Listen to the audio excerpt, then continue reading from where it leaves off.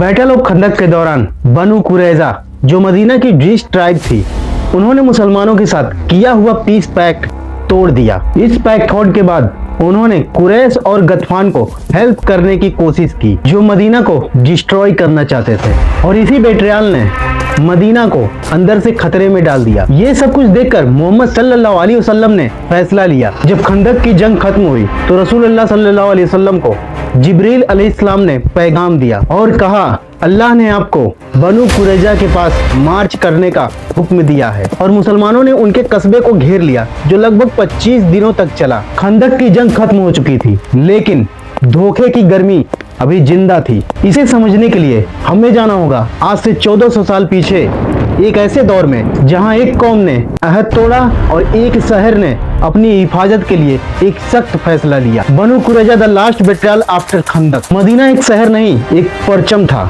जहां 3 कबीले बनु कैनुका, बनु नादिर, बनु कुरैज मुसलमानों के साथ अहद में बंधे थे, और इस अहद का मतलब था शहर का दिफा यानी तरक्की मिलकर किया जाएगा और दुश्मनों की मदद नहीं की जाएगी। इवन एक दूसरे के खिलाफ हथियार नहीं उठाए जाएंगे। लेकिन खंदक के वक्त जब कुरैज और गतफान ने 10,000 लश्कर लेकर मदीना को घेर लिया, तब बनु कुरैजा का इम्तिहान आया। खंदक की जंग अपनी इम्तिहान पर थी। हर तरफ भूख, प्यास, थकान और मौत का खौफ था। इसी बीच कुरैश के एक चालाक सियासतदान हुए इब्न अख्ताब बनु कुरैजा के सरबराह काब इब्न असद के किले तक पहुंचता है। हुए अख्ताब काब असद से कहता है, क्या तुम्हारी औकात इस जंग को पलट सकती है? और काब असद जवाब देता है, मैं अहद तोड़कर अपनी कौम को तबाही में नहीं डाल सकता। हुए अख्ताब अपनी मर्जी से कहता है कि मुसलमान कमजोर हैं, ये उनका आखिरी सांस है, अगर तुम मदद करो तो पूरा अरब तुम्हारा होगा। और फिर वो एक कदम उठाया गया जिसने तारीख बदल दी। नाउ बनु कुरैजा ने अहद तोड़ दिया और मुसलमानों के लिए यह सबसे बड़ा जख्म था। अब रसूलुल्लाह सल्लल्लाहु अलैहि वसल्लम के पास खबर पहुंची कि शहर के अंदर उनके बगल में जो एक कबीला दोस्त था, अब दुश्मनों को रास्ता दे सकता है। इसका मतलब था अगर बनु कुरैश खंदक पार कर लेते तो पीछे से बनु कुरैजा खड़ा है और फिर मदीना 2 हिस्सों में टूट सकता था। रसूलुल्लाह सल्लल्लाहु अलैहि वसल्लम ने जब कंफर्मेशन ली तो उनका चेहरा सख्त हो गया और कहा, अल्लाह की कसम, हम उनके किले की तरफ चलते हैं। और फिर खंदक से थके हुए मुस्लिम फिर एक नई जंग के लिए निकले। नाउ बनु कुरैजा के किले को मुसलमानों ने घेर लिया और यह घेराबंदी करीब 25 दिनों तक चला।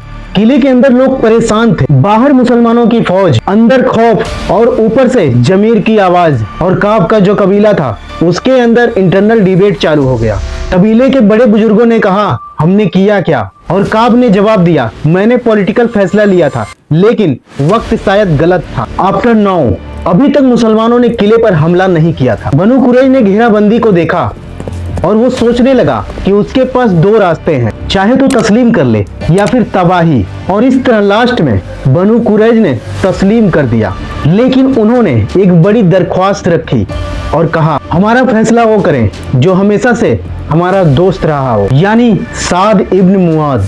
ये वही साद इब्न मुआद हैं जिन्होंने खंदक में अपना खून दिया, और अब उनके कौम के बारे में फैसला लिखा जाएगा। ये फैसला उनकी अपनी किताब तौरा के मुताबिक होगी, जो यहूदी कौम की सबसे बड़ी किताब मानी जाती है। नाउ बनु कुरैजा के सियासी असर मदीने से खत्म हो गए और इस तरह शहर से एक बड़ा खतरा हट गया। ये फैसला सच था, लेकिन मदीना के अमन का सवाल था। और फिर साद इब्न मुआद रहमतुल्लाह अलैह के जख्म ताजा हो गए और फिर कुछ दिनों बाद उनकी फौत हो गई। रसूलुल्लाह सल्लल्लाहु अलैहि वसल्लम ने फरमाया, अर्श इलाही साद की मौत से लर्जा उठा।